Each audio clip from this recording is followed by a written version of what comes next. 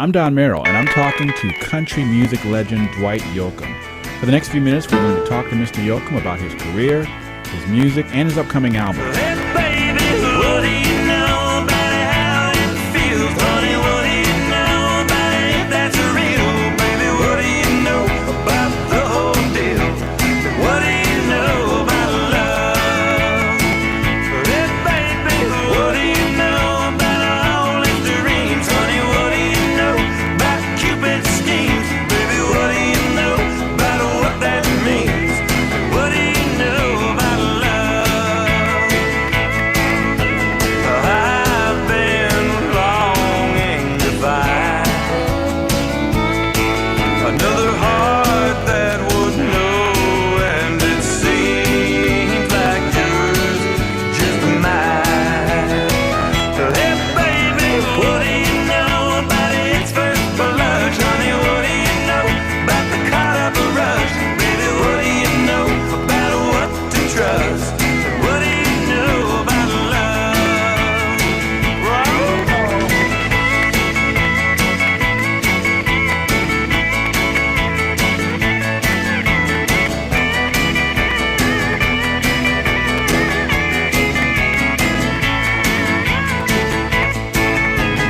My heart's so often lit wrong that it still can't be sure if this finally did come along.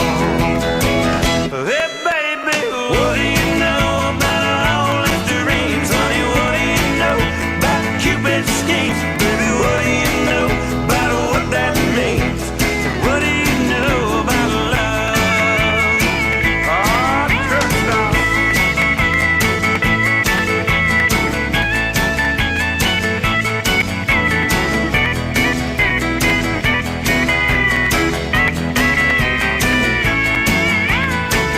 Hey, baby, what do you know about how it feels? Honey, what do you know about it? That's real, baby. What do you know about the whole deal? What do you know about love? Oh, baby, tell me, what do you know about the whole deal? What do you know about love?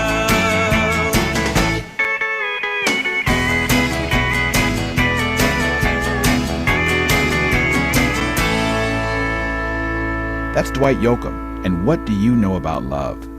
I guess the first question I want to ask you is, you've got a new CD coming out.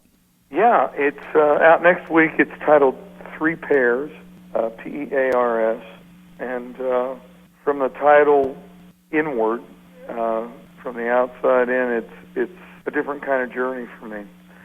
Musically, there are twists and turns that the neo honky-tonk sound, but there was always an edge of, maybe a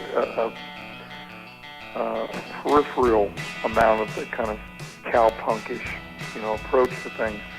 But there are a couple of tracks on this one that really embody that kind of in a fully realized expression.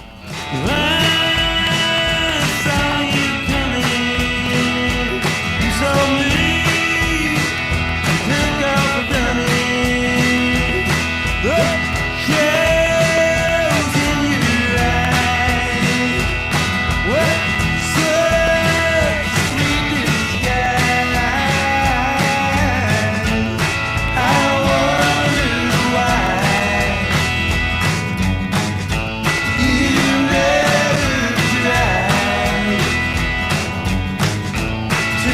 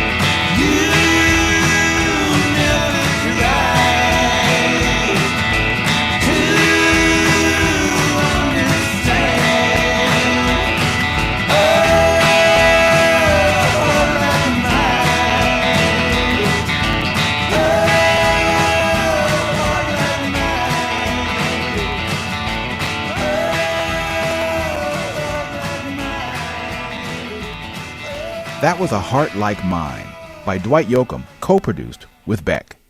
Well, let me ask you, I mean, cowpunk has a lot of different influences. There's blues, there's folk. What were some of your musical influences? Everything.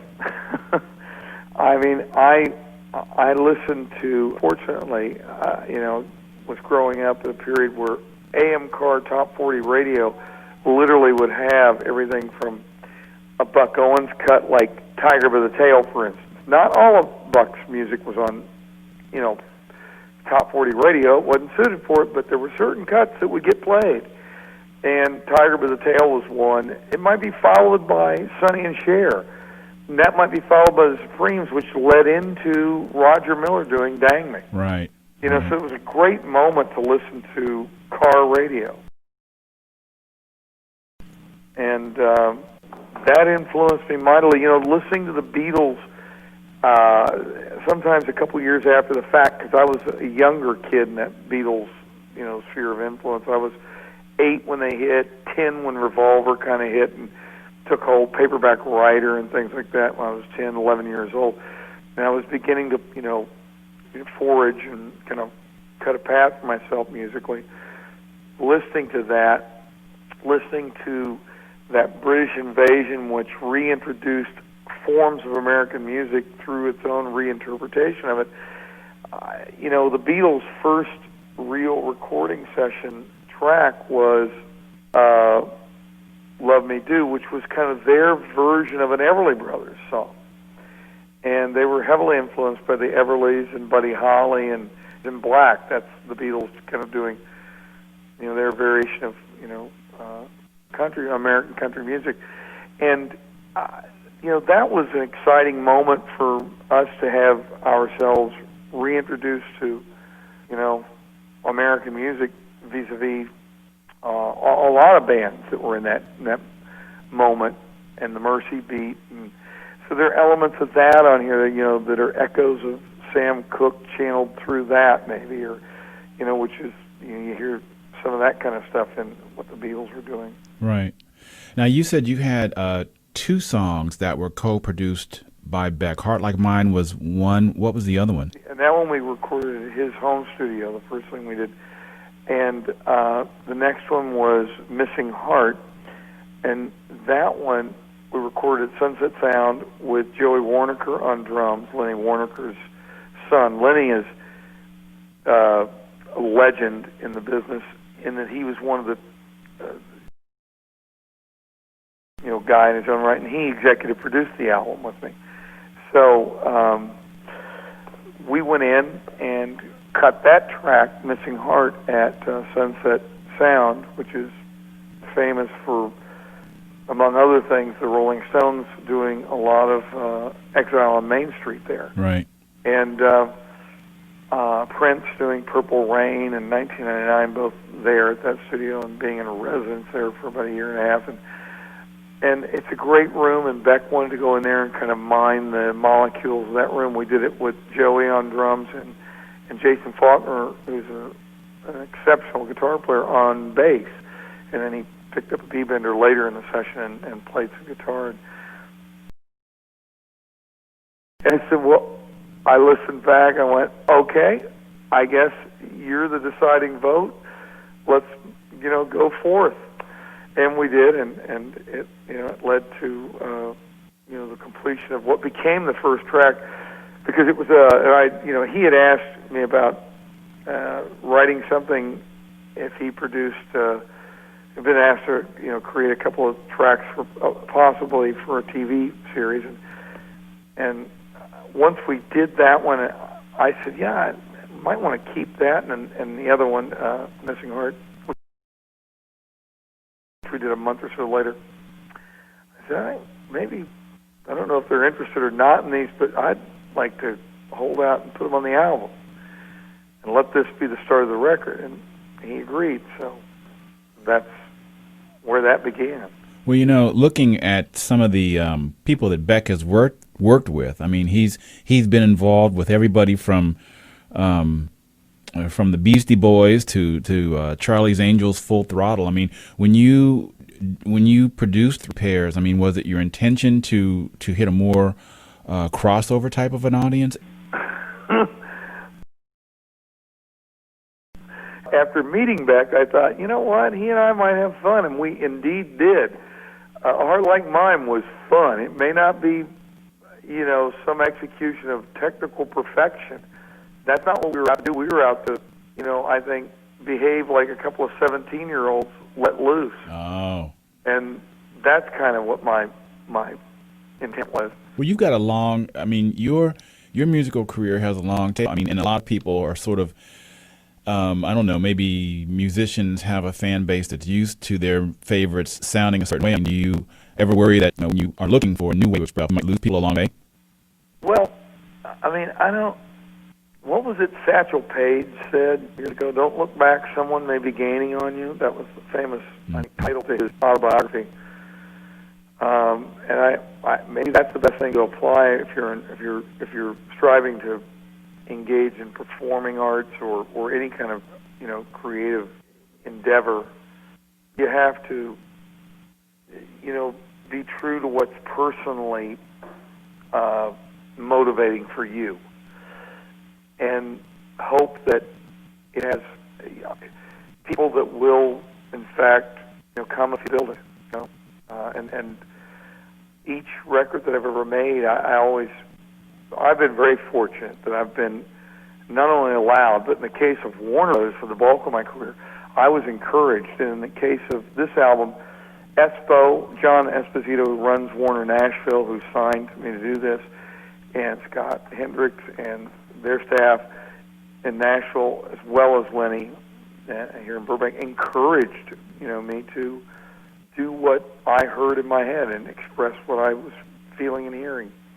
So for that reason, I think the album becomes a very personal expression, and I think that has the greatest chance of succeeding and resonating with other, folks as they listen. But no, I never approached what I did out of fear or worry. It was always with a sense of reckless kind of disregard. that even my former producer Pete Anderson and I would approach things that we were acutely aware of the kind of the legacy of country music and the tenets of it and the classic form. And knowing that and being from Appalachia, I was born into that culture. In the case of this album, it's about a reckless, headlong dive toward an expression, a musical expression of joy and happiness. Hang on a second. Yeah, hang on to this, buddy.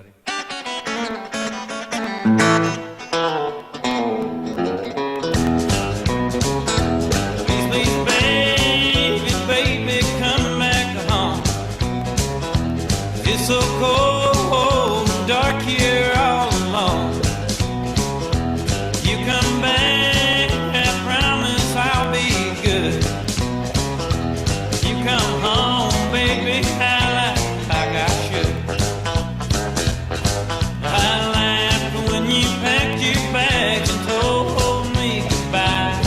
I hollered, I don't need you, oh, but honey, that's a lie.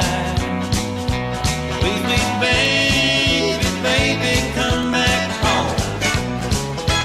It's so cold and dark here all alone. You come back, I promise I'll be good. You come home, baby, like I should.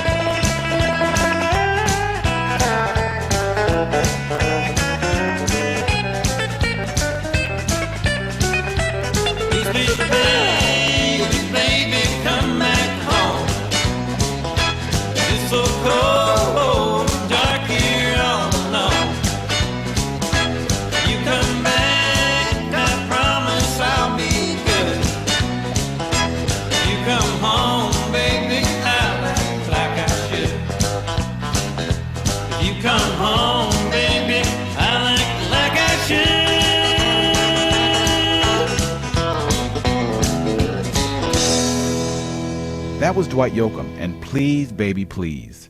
Do you think that as performers perform, as they, because this is your like 26th release? Mm-hmm.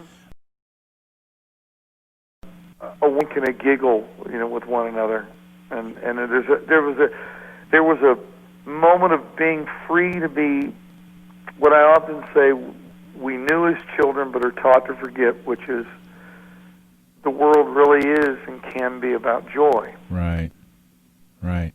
I'm sitting here with a big smile on my face because I'm listening to you, and you love what you do. I can just hear it. Well, I'm fortunate to be able to do what I love. I've been able to do it for quite a while, and I'm, lucky to still be able to do it. And part of, what I love doing is performing live.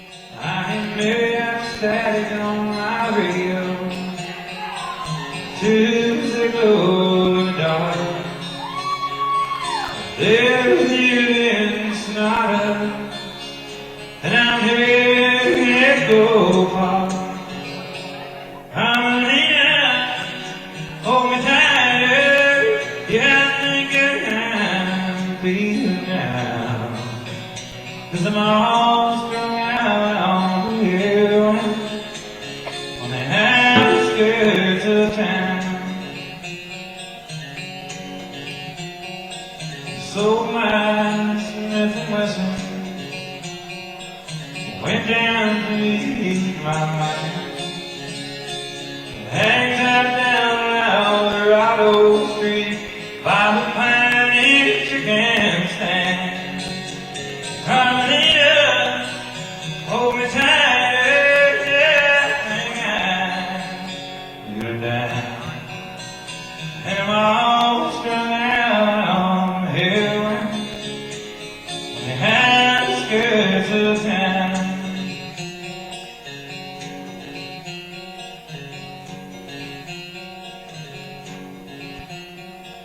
Sitting here, big solitaire, with my pearl handle dead. And won't give me no more melon, and it comes me with your paycheck. Hurry up, hold me tighter, yeah, I think I got me down. And I'll stand on here on the outskirts of town. Hurry up, hold me tighter, yeah, I think I'll be down. 'Cause I'm all strung out on the railroad, on the outskirts of town.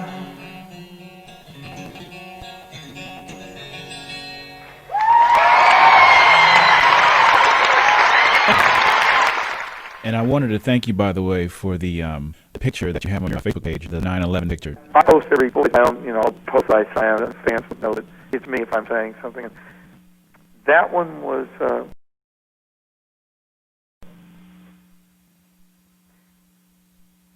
I had a personal connection in that a woman named Carolyn Mayer Bugh, who had produced and directed 3 of my videos in the early 90s, at the height of some of my commercial success, was directing a video for Ain't That Lonely Yet, the day that they first tried to destroy the World Trade Centers in 1993. If you remember, there were van truck bombs. Right. And ironically, tragically, while I was watching the news, my mother had called and woke me up and said, "Are you watching?" We were supposed to leave that day to go. We'd played in Richmond, Virginia on a Sunday night, and we had Monday off on the 10th. And I remember watching Monday Night Football the night before, and that next morning being awakened by a phone call from my mother and watching the news. And as I was watching, kind of in dumbstruck horror, what had unfolded in New York, the second flight had gone into the buildings, I felt a concussion hit the window of the hotel room I was in and heard the explosion of the flight that hit the Pentagon across the street from the hotel. Wow. And I jumped up into the window. So that moment, as removed as it is now on the calendar, I think for all of us, all you have to do is watch that annual ceremony at Ground Zero, and all of us that lived that day have it indelibly imprinted on our psyche. Absolutely. And so it's just a moment of memory that I felt an obligation to.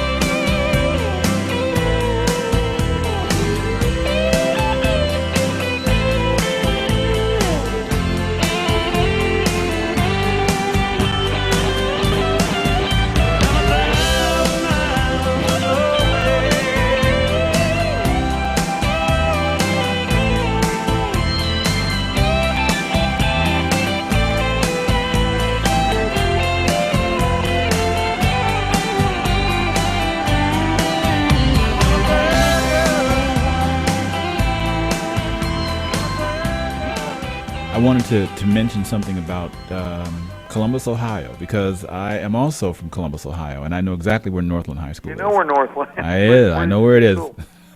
We've played a couple of football games against you guys. Where did you go to school? South. Oh, you went to South? Mm-hmm. You were a Bulldog. And you were a Viking. Yeah, Viking, and you were a Bulldog. Yep. And it's not Ohio. You notice I said AHIA. That's right. Where'd you go to school? I went to Ohio State. that kind of central southern Ohio pronunciation of a little more A's and O. Mm-hmm. That's just about the only accent you're going to hear too. No, it's void of an accent. I lost what I had. It's the Appalachian drawl. Although it comes back fairly quickly with folks that are from that, as you know, there are a lot of transplants out of Route 23's, and 33's route over to West Virginia and down through the Hocking Hills and right to OU and hey, looks like the Buckeyes might have a bunch of fighters back there this year. Yeah, so you keep up on the. Yeah, I watch. I can't keep an eye off of. So I'm so removed now that I don't live and die the way I did in my high school years. It killed me if Ohio State lost. I mean, I would literally sit with one leg because you couldn't watch. We didn't have the kind of, and this is in the 70s, proliferation of cable in the early 70s. Oh man, you're talking about the Woody Hayes years. Oh yeah, I was there. I went to Ohio State when Woody was still a coach, and I dropped out and came to the West Coast while he was still there. Because I came out here in '77, and I would literally sit with my foot in my '68 Impala, out the car door, listening to the Buckeyes and WMNI, the old country station. Yeah. And Martin Petrie would broadcast because that was the only way we could hear the games. You couldn't. There was no television. WOSU, which was a UHF channel, would occasionally broadcast. It was so snowy you couldn't. And yeah. So anyway, yeah, I grew up a Buckeye fan because you couldn't be in Columbus and not. No, not at all. There's a great legacy there. Yeah. Well, It's one of the original 4 high schools in Columbus. Mm-hmm. That's right. I was looking at the some of your movie credits, and you've done an awful lot of movie work too. I mean, and a lot of your music has been used in movies. I mean, how come you didn't do more film? and I felt like I controlled my own. I'd done theater when I at Northland. I had a great theater teacher who ran a stock troupe in Newark, Ohio. They jokingly say, "We're after Newark High," and which is just a little bit east of Columbus. And he brought with him an aesthetic. He was very demanding. His name's Charles Lewis, and he later helped co-found with the man who was my instrumental music director at Northland High School, Jerry McAfee, became Dr. Jerry McAfee, after he earned his Ph.D. Years after I left high school, and they founded the Performing Arts High School at Fort Hays. You know, there's a great performing arts high school in Columbus now, Fort Hays, and so I was in the hands of really willing educators that wanted, and they afforded me the opportunity to have the rockabilly band that I had, born out of the instrumental music department, the stage band. There was a semi-annual, or actually biannual, a variety show that high school would do, and I was cast as one of the two hosts of that, and then I did musical numbers in that capacity, and I also fronted this rockabilly band, and that kind of gave birth to my music career, you know, in high school, there forward. And after I came to California, I did a play at Long Beach Playhouse, and realized how little control actors had over their own destiny. I felt with my guitar and my voice, I would probably maintain greater control, and music was my earliest love, and went forward pursuing that. Right. Thought, well, I may have the opportunity to act if things go well there, and the opportunity presented itself, and I've been fortunate to be able to do. I think I've done about 35 films, and I've been able to work with great directors. The most noteworthy moments are probably things like Sling Blade, Panic Room, with Billy Bob Thornton directing, and then David Fincher on the other one. Mm-hmm. But there have been many others that I've been fortunate to be a part of, and have the opportunity to work with great directors. One of them being the Newton Boys with Richard Linklater, and also Cage and J.T. Walsh. So to be in the company of that caliber of actor, I was very fortunate in terms of being able to range to great, execution. The writer-director on that was also somebody that I met through, talking about doing music videos together, John Dahl, and he invited me to, act in that. So it was my feature foray into film. You had said earlier that you realize that actors don't really have as much control over their careers as you would with your guitar. Do you think also that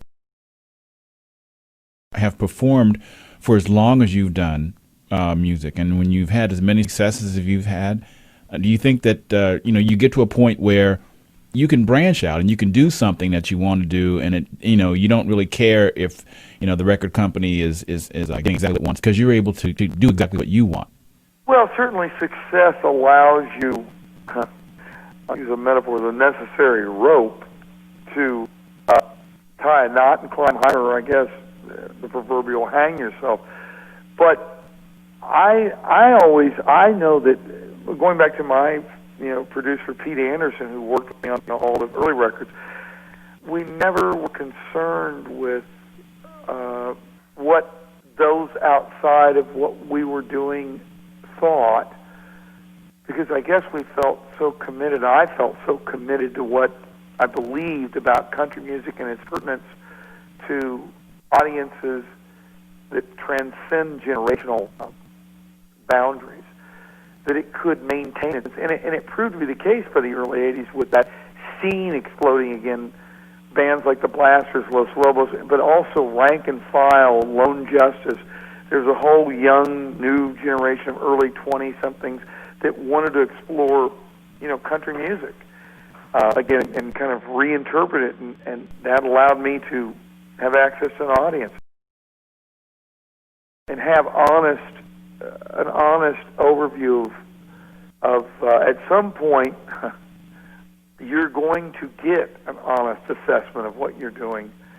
And I think it's incumbent upon the individual artist, performance or otherwise, to put themselves. One of the reasons I made the journey west and ended up in Los Angeles was, I felt like I would be judged on a larger stage and really, put my musical mettle to the test and see if I could have it embraced in that larger environment. That's interesting to hear you say that, because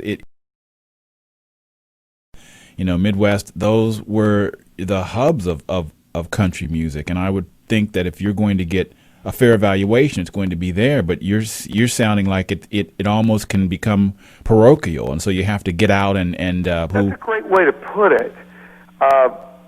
There's an exhibit ongoing right now at the Country Music Hall of Fame in Nashville. I would encourage anybody that happens to be that way to go see it. It really is about the Bakersfield sound, and I said when they did it, I not only half joking when I said you should maybe call it the greater Bakersfield. From the whole Grapes of Wrath kind of Steinbeck migration forward, right, gave birth to Rose and the Maddox Brothers, which begat people like Tommy Collins and Wynn Stewart, which begat Buck Owens. I came here looking for something I couldn't find anywhere else. Hey, I'm not trying to be nobody, just want a chance to be myself. I've spent 1,000 miles coming, yes, I've worn blisters on my heel, trying to find my better here on the streets of Bakersfield. Say you don't know me, but you don't like me. Say you care less how I feel. But how many of you listen and judge me? Hey, what makes Bakersfield?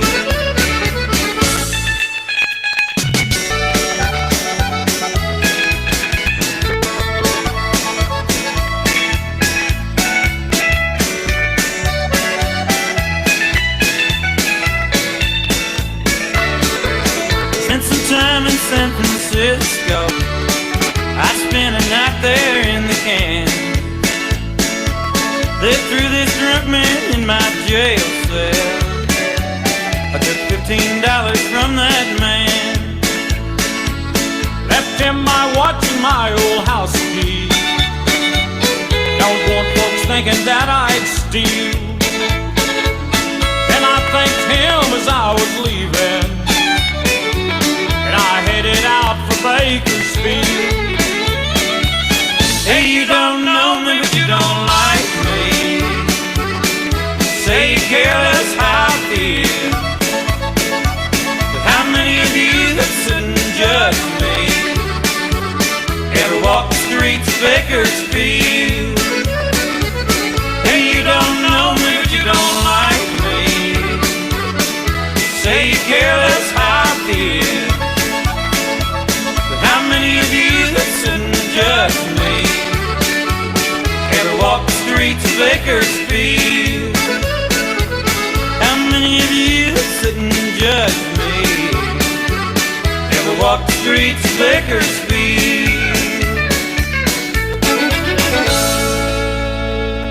Then the next generational beacon for me when I was in college was Emmylou Harris. When the outlaw movement in Texas broke loose with Willie and Waylon, and that happened about 75, and Emmylou had been on the FM. I first heard her on WOSU, which was in the late 60s, was an underground FM station. I mean, they were playing Jimi Hendrix right alongside Linda Ronstadt. Right. And then Emmylou Harris, and her first album, post Graham Parsons in 1973, and then Elite Hotel. Well, I mean, I stand on the shoulders of those that went before. Chris Hillman's another one that doesn't get enough credit, who was one of the founding members of the Byrds. And Chris, to me, is one of the architects of and he hates the term because it's hyphenated, but country rock. Without Chris Hillman, there is no pathway for the career as we know it for Linda Ronstadt, Jackson Browne, the Eagles, Poco, all that kind of music to come out of the West Coast without what he did in the Byrds and creating that bridge between Buck Owens and Merle Haggard to the rock audience again with albums like Sweetheart of the Rodeo. So tell me where this CD fits in terms of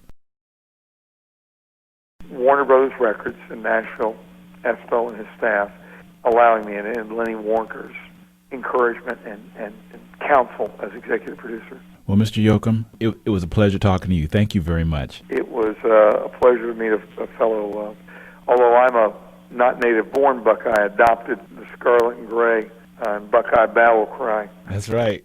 As a football war hoop. And it was a pleasure to do the interview with you. Okay, bye-bye. Bye-bye. I'm Don Merrill, and I've been talking with country music star Dwight Yoakam. Here's Dwight Yoakam and Guitars Cadillacs. Girl, you taught me how to hurt real bad and cry myself to sleep. Showed me how this town shattered dreams. Another lesson about a naive fool who came to Babylon.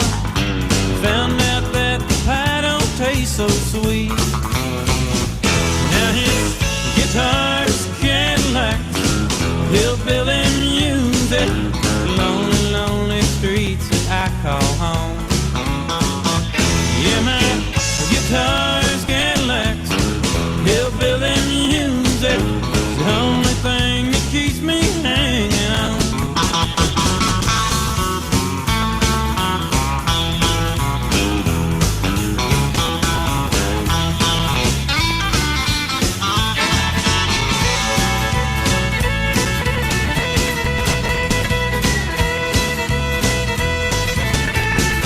Ain't no glimmer in this tinsel land of lost and wasted lives.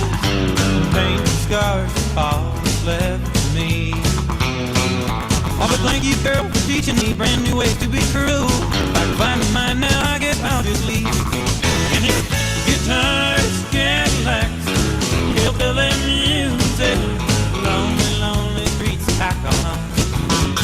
Yeah, my guitars, Cadillacs, hillbilly music, the only thing that keeps me hanging on.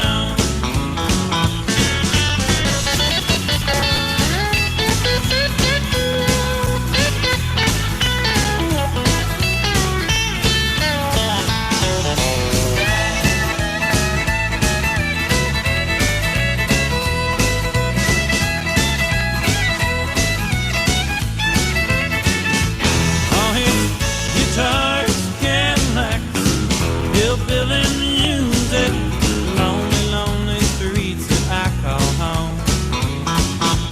Yeah, my guitar's Cadillacs, hillbilly music, the only thing that keeps me hanging on. The only thing that keeps me hanging on. It's the only thing